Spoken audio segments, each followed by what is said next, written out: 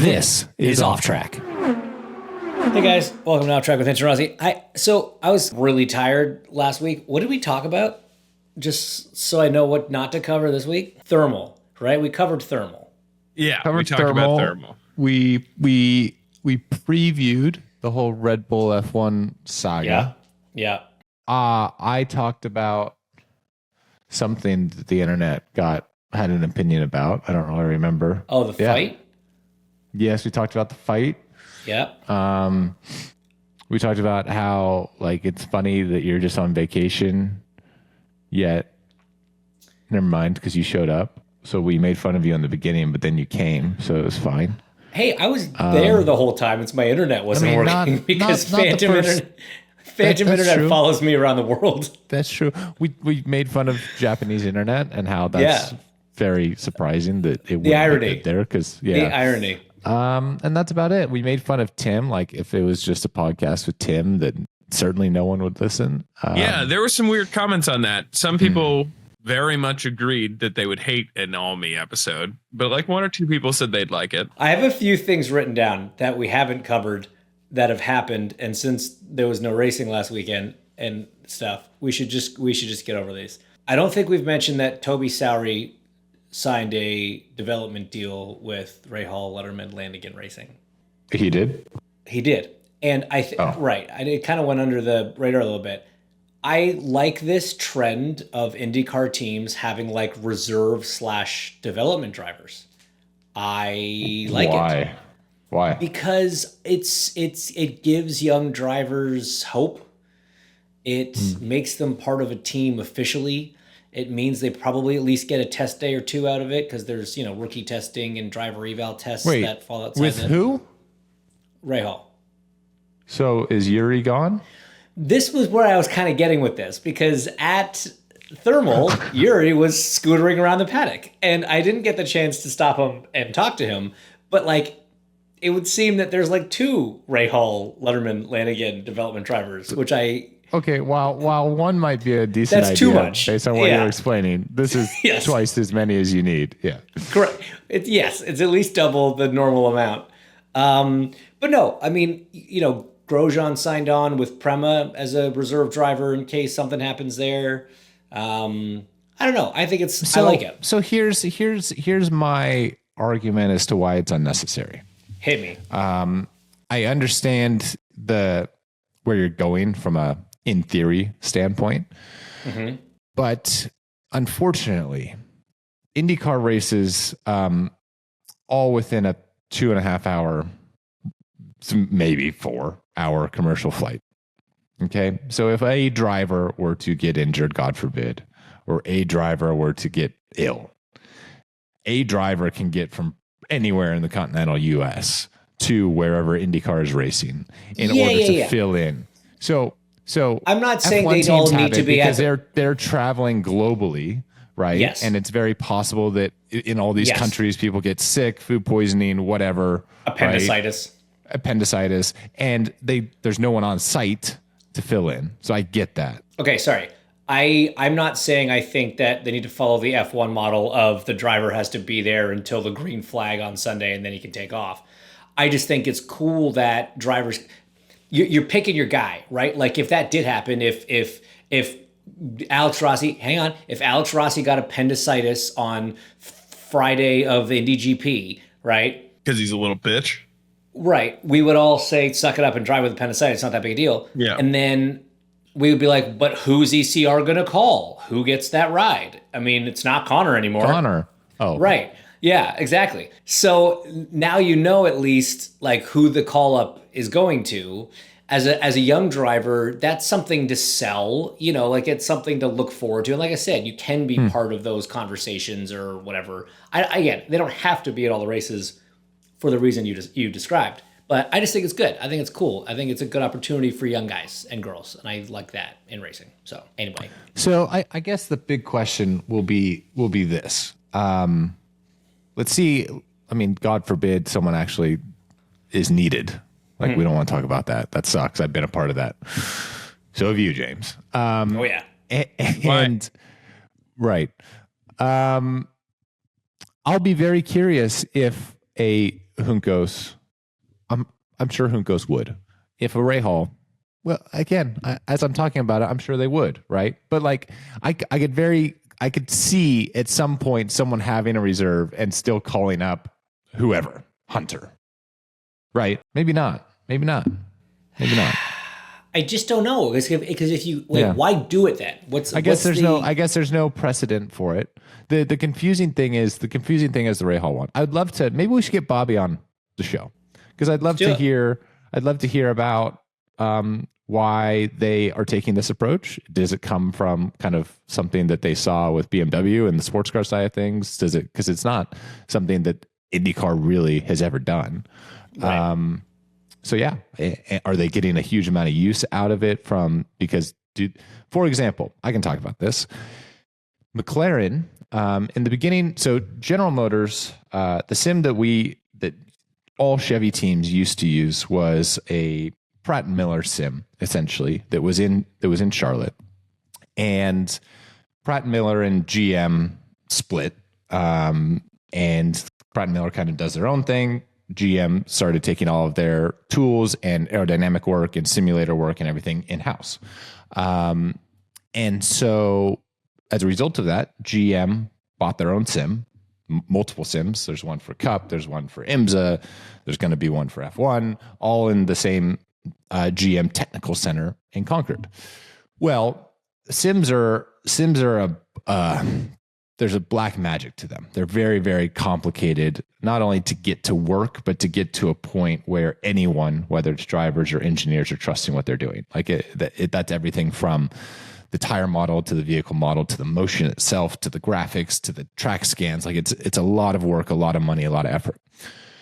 At the beginning, it was a huge step back because the Pratt and Miller sim was, although it was fairly outdated, was tried and true and tested. Highly developed. People knew the offsets. We're going to this new thing that, even though it's modern day, cutting edge, everything, it was garbage in the beginning. It's getting to be very good now. Yeah. My point is, when I was at McLaren, this was the transition. So in the beginning, like, it was a lot of really tough days, and Pato made the decision that, like, he's done. Like, he can't. It messes with his head too much because it's so far away from reality. He didn't really feel like he had enough input to give a direction to help. So he was like, I'm done wasting my time. And everyone was like, fair enough. Like, can't force you to do this. I could only do so much because I'm in Indy. It's in Charlotte. And the 6 cars, we all know, was a rotation of drivers. Right. So I want to interject to be like, they could force him to do it. It's kind of his job. Well, but yes, the team. Yeah. It might not be the right move, but yes. Yes. I mean, if you know Pato, you kind of you take your lumps with your gold, right? And so we hired a driver, and I'm not going to say who it is, that was in the Charlotte area. That he wasn't under a reserve role or any sort of role like that, but he was doing a lot of work with some of the Chevy engineers and using McLaren sim days with our vehicle model and our tire model to kind of progress it forward, so that the certain days that I would go, or that Teddy would go, or I guess at the end when Felix would go, all this sort of thing, it would be a little bit better than last time we were there. I'm wondering if Graham is so busy with all of his businesses, the other drivers. Louis doesn't have the experience yet. Exactly. Whatever. I forget who was driving those cars last year. They weren't doing a good enough job. Oh, well, okay. So he was probably doing a good job. Yeah. I just wonder if the sim work is what they're using it for more than anything else. And it did say in the article that he would be doing some sim stuff for sure. So that's definitely a part of it. I don't know how much of a part of it, but yes. Anyway, I just think it's overall a positive thing, and I hope it's something that more teams do. Because the other thing that I always found weird, man, is like when you had I hate to keep going back to Connor, but like he talks about this famously, having driven for pretty much every team but Penske and Ganassi on the grid.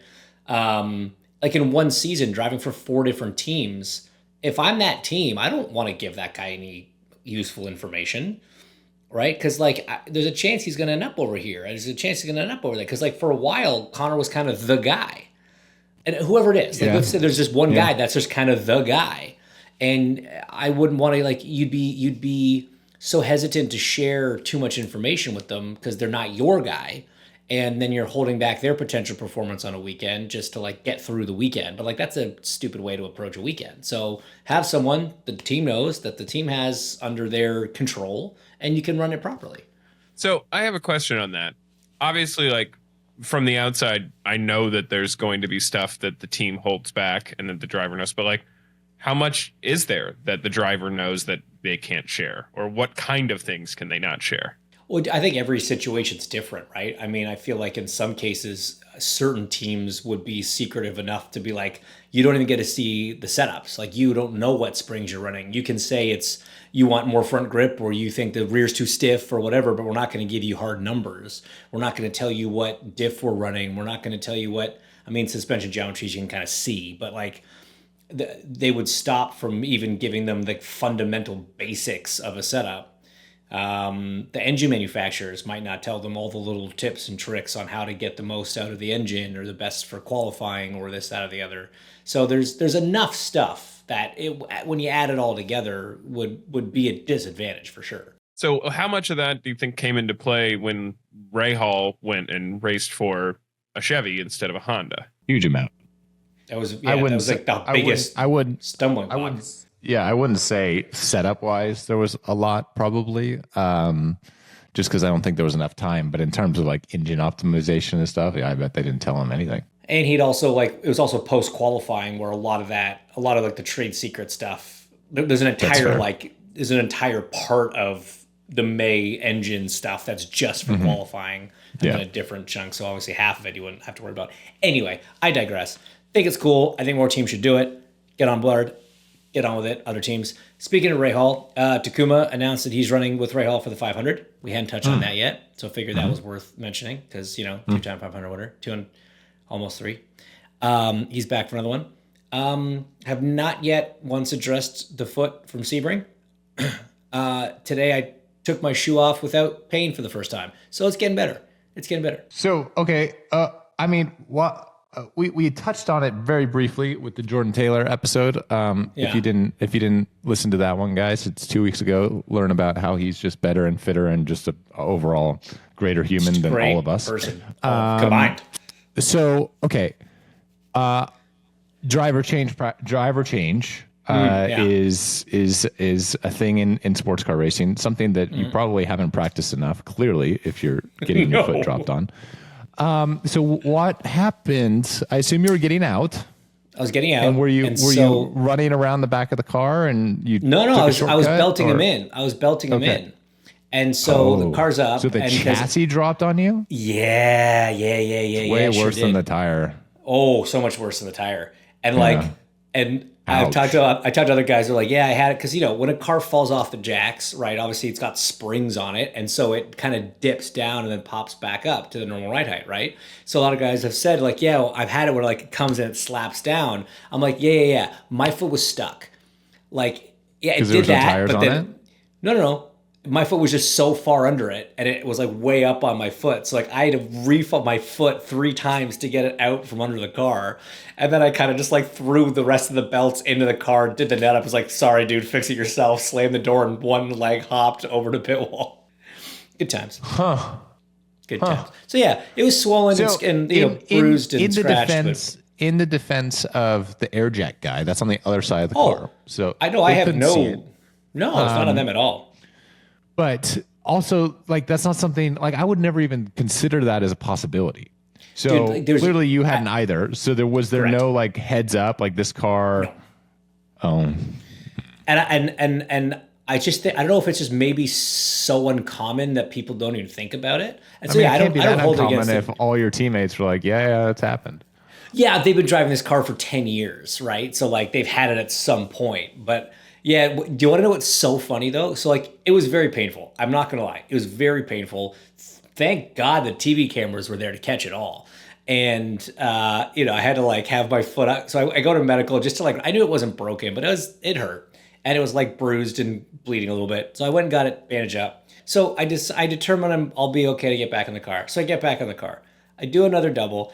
As I'm getting out, right? One would think that only a few hours after a fairly painful episode with my foot, when placed in the exact same situation again, I would be hyper aware of my foot placement.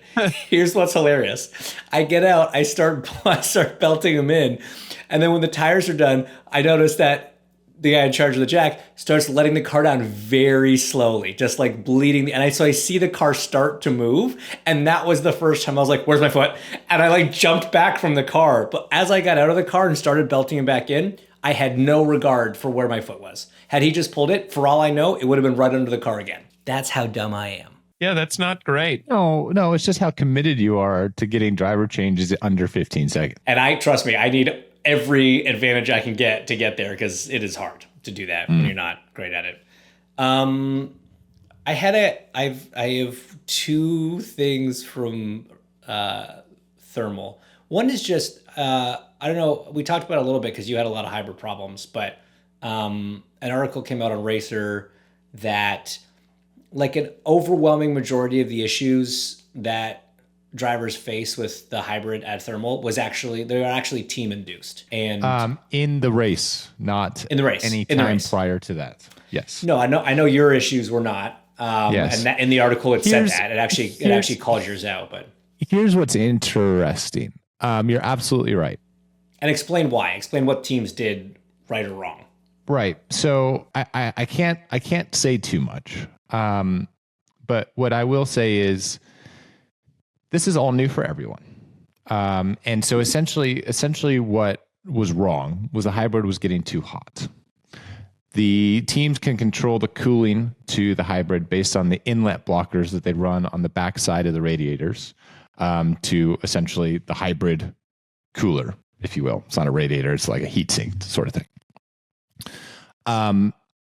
And there's an advantage to running more blocker because it's better for performance in terms of aerodynamics. But obviously, it's worse for performance in terms of heat.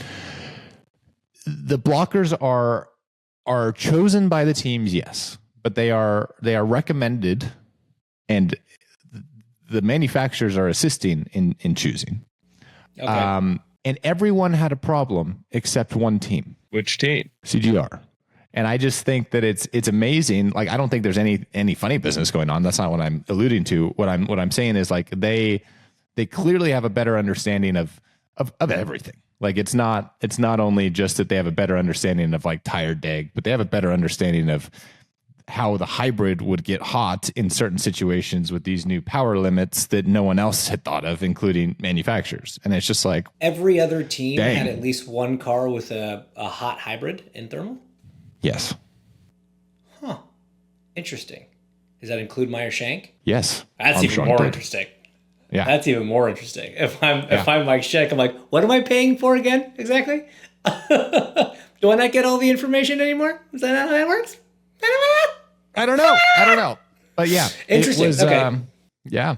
So listen, we've talked about the hybrid a lot.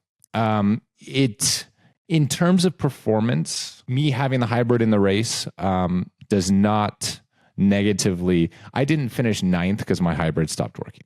I was going to finish 9th regardless. And Pelot didn't win because his was working and no one else was. So let's not make this out to be like this isn't some performance thing. It doesn't, frankly. And what's sad is it doesn't make a difference. Like this is just another example that like it can work or not work and your end result doesn't change. The annoying thing about it is we do use it as I've explained before, we do use it as a balance tool. Right. And when you're having to cycle it, when you can use it for 3 laps on, 2 laps off, whatever, 4 laps on, 1 lap off, whatever sequence you decide, it becomes a little annoying as a driver because you're changing a lot of things for 1 lap to cool it down, and then you're reverting back, and it adds an extra layer that wouldn't otherwise be necessary, which is fine because we're professional race car drivers and that's what we're paid to do. We need to adapt, but it's just like, it's more of honestly a ball ache than anything else. Yeah. Like you're not frustrated because you're going slower. You're frustrated because it's just all these extra steps you're doing throughout the lap that you otherwise wouldn't have to. But yeah, So very, very, very interesting and quite frankly, not surprising that CGR has it figured out. But yes, it's good to note that the hybrid issues in thermal were 100% team induced. It's not some series wide problem with hybrids. My bad luck on the 20 car. I mean, I'm not surprised that I have it. That makes perfect sense to me. Yeah, you're a terrible person. Right. But quite Universal frankly, karma. But again, quite frankly, it didn't affect anything for us throughout the weekend other than it limited laps for us because we were trying to diagnose it. But it's not like we went slower because it was off. So that's all. Right. So Japan's cool. Oh, it's the best. So we've had the chance. We've now done some days in Tokyo, some days in Osaka. We did a day trip to Hiroshima today. We're being like full on tourists. But there's just some of the food, like the food, obviously, like the food that you expect to be good is obviously phenomenal. But there is other food here. There are snack foods that are incredible. There's also some really gross ones.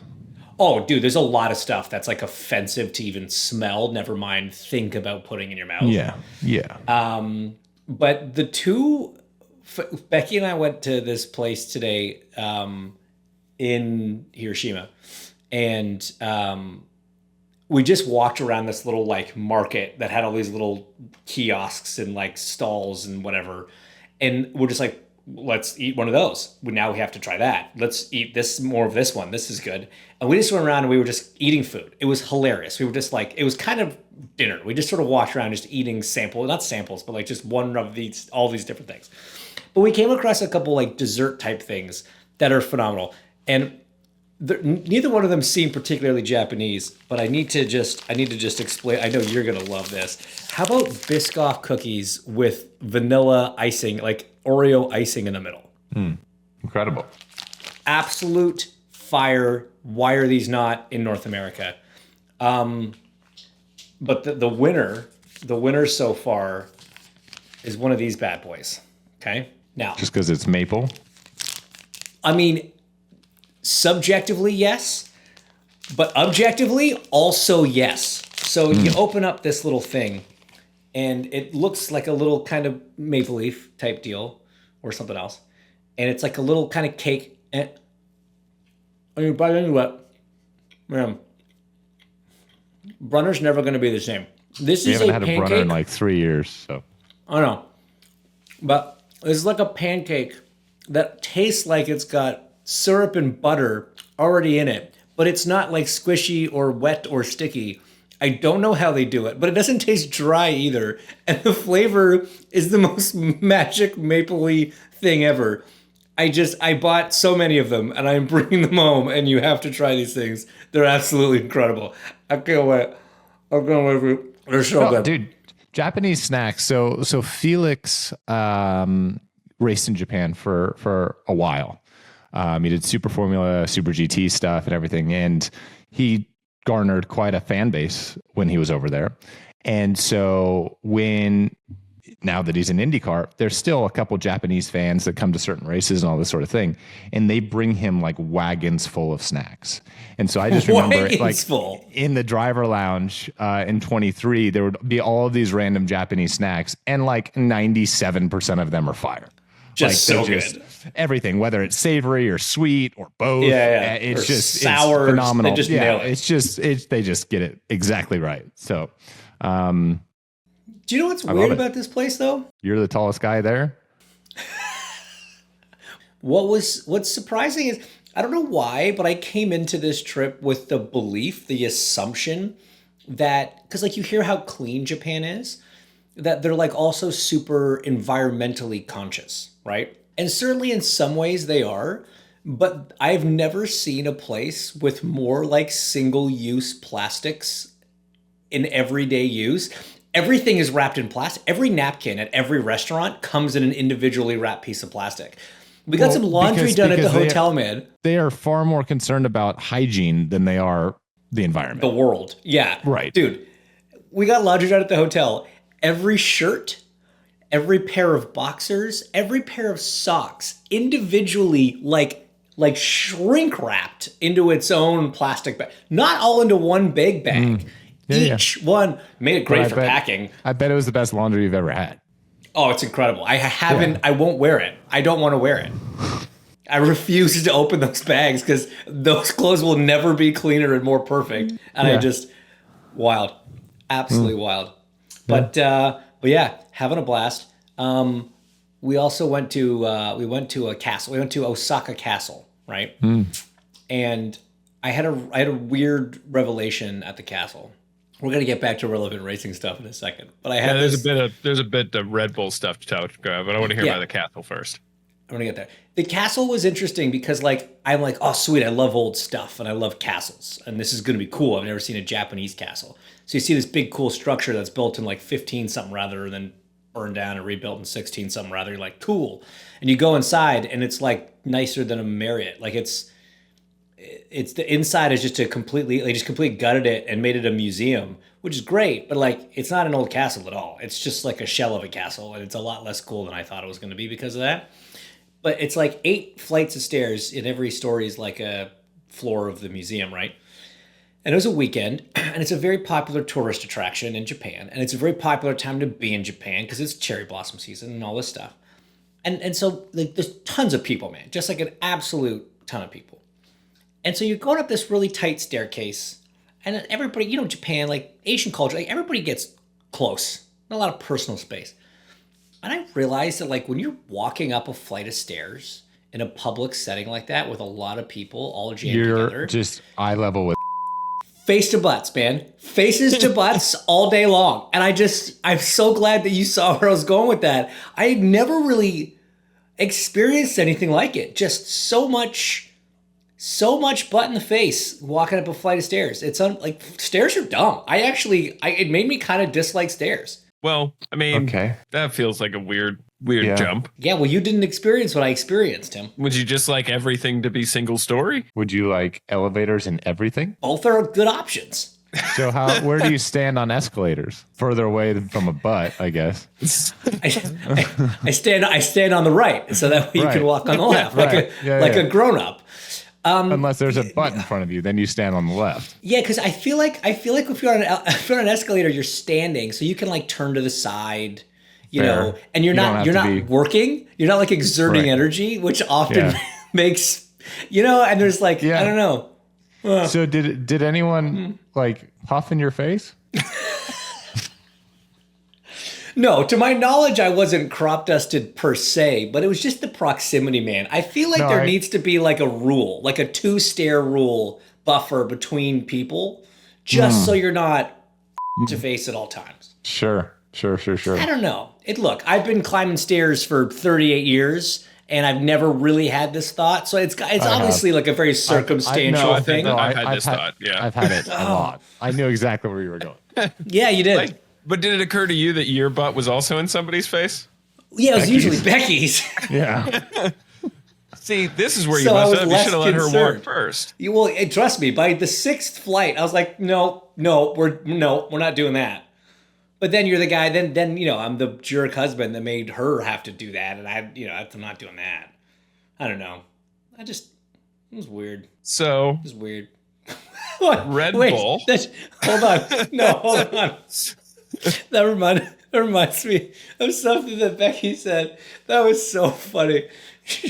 We're like looking through the museum, right? And there's all these like scrolls written in the 1620s, and there's these suits of armor that were worn by the whoever's that were, running the castle, all this stuff. And Becky was just like, I forget exactly what she said, but it was along the lines of like, well, that can't be real. Like, that's not really a scroll from the 1620s. I'm like, no, that's like a real, it says right there, it's original letter written from X to Y about Z. And she's like, no. And I'm like, yeah, that suit of armor, that was worn by some guy, 400 years ago. And she's like, no, there's no way. There's no way you can know that. Like, none of this is real. Everything in here, we don't know any of this happened. And then basically it was just a blanket statement claiming that all history was fake. It was all just made up. It's like, we don't know. There's no way to know that. There's no way to know that. It's not true. We're just making that up. Don't give her a Bible. Wasn't worried about her reading that anytime soon. Don't worry. But it was just a nice. Chesson now. It was just a really funny proclamation that just basically all history is made up. She's decided. So I support it. There you go. When's the cutoff though? Like when's the point where she's like, all right, well this happened. I don't know when were computers invented? Yeah. 1989 when she was born. I don't know. Yeah. I'll have to ask her what the acceptable date is that we started actually knowing what was happening, right? I feel like her grandpa was in Normandy, right? Like, so did she accept that happened? I think she's good with that. Look, I think it's pretty well documented how like the Wright brothers did the whole airplane thing. So we're going back at least to the early 1900s. Okay, all right. Anyways, so all right.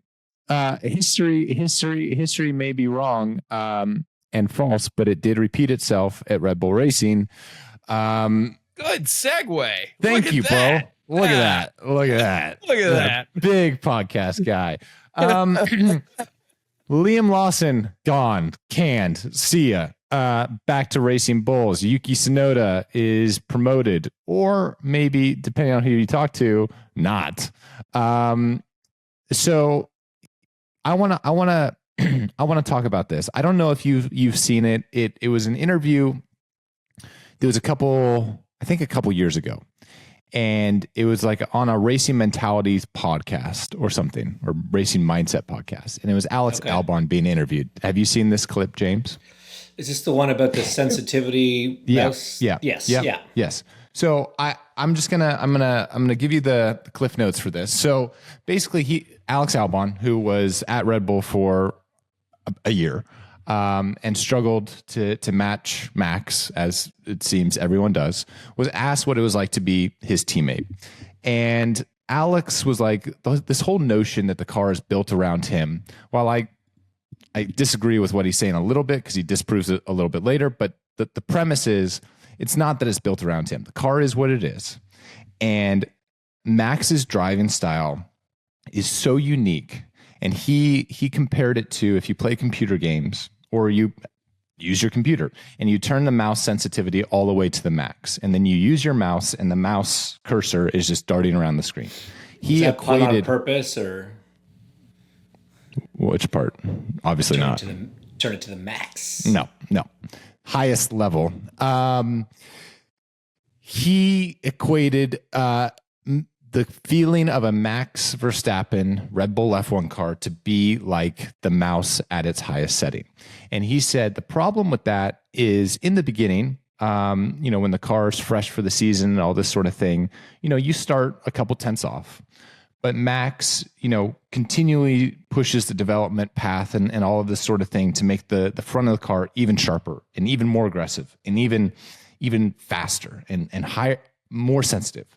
And so then as a driver in the second car, you're getting a little bit more uncomfortable, because like it's such a unique level of sharpness that you get a little more uncomfortable and the gap gets a little bigger. And then you try and push a little bit more to close that gap, and you crash or you spin or you have an off. And then you're behind. So your confidence has gone a little bit, and the gap's grown a little bit bigger. And so then you try and close that gap again, and it happens again, or your just confidence drops another step. You don't crash, but you just get more tense. And it's the snowball effect that happens throughout the year, to where you started 2.5 tenths off, 3 tenths off. You're now a second off. And now there's all these doubts within the team, within the media, and within the sport that like you can't do it, and all this sort of thing. And none of that is necessarily a representation of the driver in the second car. It's just that what Max wants and what Max is successful with and what Max is able to make work is so specific and unique to him that there hasn't been another driver that has touched it. And people are like, oh, well, Daniel, blah, blah, blah, Daniel this, Daniel that. I don't think Max was at his level or at his understanding of what he needed and wanted when Daniel was in that car. Max was still very new to the sport relatively, and hadn't evolved into the driver that he is now. There was a quote from his engineer last year where it was in the middle of the year. And he was like, Max is just scratching the surface of like what his capability is. And he is growing every single month that I work with him. And so I believe that if Daniel were to get into the Red Bull now, it wouldn't just be plug and play back to 5-6 years ago, 2018, where he'd be matching Max and winning a couple races and this sort of thing. So my point with this is Liam Lawson is not a bad driver. And I was having this conversation with a buddy of mine at lunch yesterday, and he was like, well, you thought Sergio was wank. And my response to that was yes. Do I think Sergio as a race car driver sucked? No. What was disappointing for me about Sergio was there was a period of time 2.5 years ago, where he was winning races on street courses and on pole. And no, he wasn't at Max's level, but he was doing a very good job. He had adapted himself in Max's peak and Max's prime, and the Red Bull was what it was, and he was doing the job. And then that slowly started to separate, and I think that was more the comment of really everyone. And it's also why Sergio got so much extra time, if you will, struggling, because they were like, all right, listen, 18 months ago, you were on pole and you won Baku back to back, and you were the guy. So like, you clearly have it in you. So what do we need to give you to get you back to that point? Because we believe you are a guy that can match Max and you can drive this car. Anyways, it didn't happen. What has happened is another driver's career has been severely affected by Red Bull / Max Verstappen, not anything of Max is doing, but just going up against him as his teammate. So I'm very curious, James, in your role and in your role as a presenter for F1 TV, but also as a driver, like what do you take of this? And are you concerned for Yuki? There's so many things to consider in this. Okay, so I think I'm in the majority of thinking that it seems too soon to make the change. I see Red Bull's logic. Do you not think the gap was just far too big? Honestly, like, wouldn't you prefer them to make this early? It's not like he was 12th. Like, he was last. Yes, that's fair. So wouldn't you rather rip the Band-Aid off now? So my initial gut feeling was it's too early. He's going to a track that he knows. He should at least have one more weekend, right? But then I read an article that was an interview with Helmut Marko, who, look, that guy has some sound bites sometimes that you're just kind of like, wow, all right, that's what we're going with. But everything he said, there was a logic to it that it was hard to fault, right? So the number one because a lot of people are saying, oh, well, he knows Suzuka, he'll be good there. Like, let's give him that chance. His rebuttal was, well, Isaac Hadjar had never seen China, and he was only a 10th off Yuki in qualifying. Learning a track, these guys are pros. Learning a track's not the issue. You know what? That's a great point. That's 100% correct. I agree with that point. And he said, look, we want Max to win this championship. To do that, we have to make the car better. So we need someone that has more experience in developing Formula One cars than somebody with 11 races under the belt, 12 races under the belt, whatever it is. And you know what? I get that too. Those are actually two really good points. So while from the outside it looks unduly harsh to pull him out that early, when you look at how they got to that decision because of what their end goal was, I think what it really shows you, though, is that they are looking a lot more at the here and now and not at the long term, right? It was not, all right, well, how do we just give Liam what he needs, ingratiate him into the team, see what his feedback's like, whatever, and we'll end up where we end up this year, but hopefully next year it can be a stronger package. It's, no. We have to win Max's 5th Drivers' Championship, which Marco said was above Red Bull winning the Constructors' Championship. So it wasn't even about necessarily the other car being in the points all the time, although obviously that's what needs to happen. It was more about the development of the car to make sure Max has a tool that he can go win the drivers. So when you look at the reasoning behind the decision, is it harsh? Is it cruel? Is it all those things? Maybe, but the logic is there. And so that's what I look for in those kinds of decisions. And I do see it. It'll be interesting to see how the Racing Bulls compare to the Red Bulls when we get to Suzuka. So your second question, am I worried for Yuki? Yes, I am very worried for Yuki. What do you think happens hypothetically? And I mean, I don't wish ill on anyone, but I hope this happens because I'm so curious to see what they do. If Lawson outqualifies Yuki. Do you want to know what, like, in a weird, twisted, alternate universe, I think happens? They put Max in a racing bull? They put Max in a racing bull. Because if the car is that much better, or at least that much more drivable, but here's the thing, right? You go back to, I've only been 2 races. I think in Australia, Max was a 10th and a half off pole. Or maybe that was even in China. It was like 0.17 or something.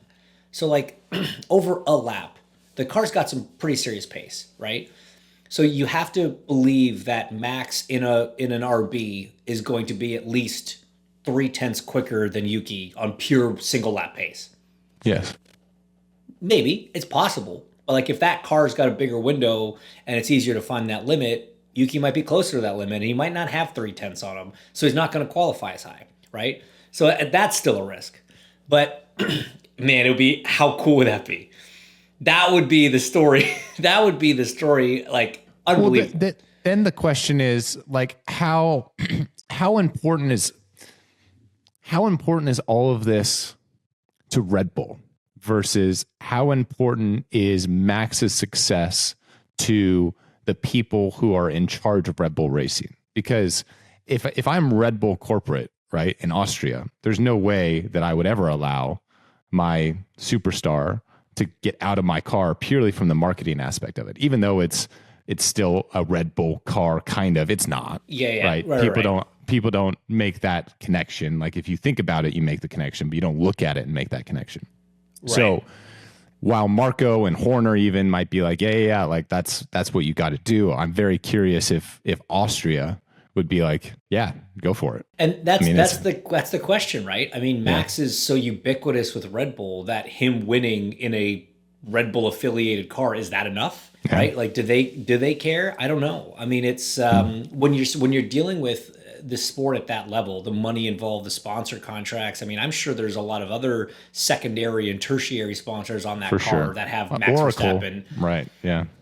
I mean, yeah, that's a primary. I mean, it'd be silly if Tag Heuer definitely has Max. Yeah. So yeah, right. I don't know. So that's probably not possible, but man, it would be super cool to see. So let's call it right now. Do you think Liam Lawson outqualifies Yuki Tsunoda at Suzuka? No. I still also say no. But it's fun to talk about. I don't know that I rate Liam that high. Like, I think Yuki is a really, really good race car driver. Like, he's a great race car driver. And I think he will, especially with the motivation of being at home. He's tested the Red Bull before. Like, he's gonna perform. Cool is this setup? He's gonna perform. Like, this setup is awesome. It's amazing. It's a dream. It's a dream come true for him. And I think he's gonna rise to the occasion. And I think he's gonna be thereabouts. So yeah. It's going to be like Checo at Mexico. I feel like every lap of practice, the whole front straight's just going to erupt every time he goes by. In that car. It's I'm stoked, man. Like, I'm super excited that I get to be there to see that, because I would be very interested to know what because obviously Yuki was in consideration. Like, it was between him and Liam for the Red Bull seat this year in 25. I'd be very curious to know, because all everyone points to is like Yuki's test in Abu Dhabi went really well. Like, he was very good, all of this sort of thing. So I wonder what what moved the needle in Liam's favor. Because Yuki had the experience, he has the connection with Honda in Japan. Like, he was good in the test. Like, he was part of the program. Like, why did he not get the nod in the first place? This is the one thing that's kind of bothered me from the beginning, right? Is I was Team Yuki to get that ride in the first place. And the team clearly, and I remember saying this, I don't know if it was on the show or not, but I remember saying Red Bull must know something that we don't. Correct. Right? Yeah, I was on the show, yeah. Yeah, so whether it's something in his data, whether it's something in his debriefs, whether it's just something, whether it's his hot temper, fitness, whatever, fitness, something. There was something they knew that we didn't. What I don't like now is how much of a 180 they've done.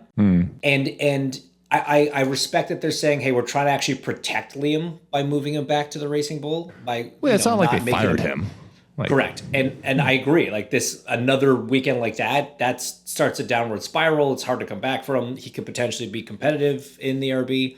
So I do believe that. But to go to like, hey, we're passing up this guy we've had in our stable for 4 years for this guy we've had in the car for 4 months. Who's never been out qualified by a teammate, including Liam. Right. And now it's, oh, well, Yuki's a completely different guy. I'm like, guys, we're 2 races in, right? Has he performed well in those 2 races? Yes, he has. But like, 2's a coincidence, 3's a trend. We haven't even had 3 races to say that there's an upward trend in his 2025 season.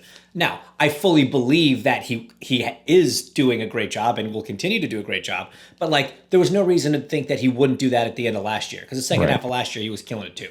So there's a little bit of this like, oh no, we've always loved Yuki, and now this is the great opportunity for him. It's like, no, hang on a second. You guys had this chance and you up the first time. Yeah. So like, let's not pat ourselves on the back too much here. Oh, we're protecting Lawson and we're giving Yuki this chance he's always deserved. It's like, hang on. I just want one time them to be like, yeah, we screwed that up. We shouldn't have done that. Yeah, that seems like a super Formula One approach to have. Yeah, fair. Anyways, Tim, it looks like we're keeping you up. You look very uninterested and tired. So why don't you get back to bed there, pal? Like, that was don't my let plan. us keep you up. Did you have a big night last night, Timbo? No, but it's, getting up at 5:45 on a Sunday and fun. I mean, getting up at 5:45 on a Sunday is no different than a Tuesday. I was just gonna say, I don't really care what day of the week it is. It's not that fun to do it on a Tuesday either. But don't quantify it by like a Sunday. Like, there's no sympathy. I'm gonna complain how I want to complain. That's fair. You have that right. Well, look, let's tune in next week and see how our predictions go, because you and I both predicted that. Okay, wait. We both predicted that. You mean we're going to do a podcast next week? Okay. Yeah. Are we not going to do a podcast next week? No, but you were like, oh, let's do this again next week and see. It's we weren't going to, yeah. Okay, but wait. Is Liam going to out-qualify Hadjar? No. I'm going to also say no. All right. We need to disagree on something. Your sweater's cool. Damn it. No, that's not right. Oh, man. I don't know. It's Marco's. Oh, yeah. That's a choice. I love it. Bye, guys. This has been Off Track with Hinch and Rossi. Off Track is part of the SiriusXM Sports Podcast Network. If you enjoyed this episode and want to hear more, please give a 5-star rating and leave a review.